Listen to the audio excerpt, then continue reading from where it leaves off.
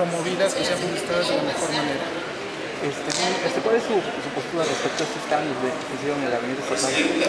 Lo veo bien, creo que en el caso de la persona que llega a la Secretaría de Desarrollo Social es una persona que ya tiene una experiencia probada y comprobada, no es ninguna improvisada en ninguno de los dos casos, son gente que han estado en el proceso de administración pública de mucho tiempo, que tienen la experiencia, insisto, pero sobre todo que son gente que pueda resolver, que es algo que necesita este Estado y que ha venido resolviendo los problemas cotidianos. Entonces, en los dos casos, el caso específico de la Secretaría General de Gobierno, estamos hablando de un exgobernador, una gente que fue secretario de Gobernación del Gobierno del Distrito Federal y que, bueno, también tendría todas las tablas y los elementos suficientes para lograr la gobernabilidad en el Estado.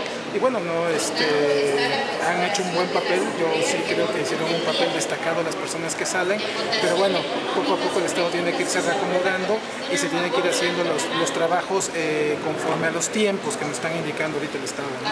Muchas gracias. Gracias a ustedes.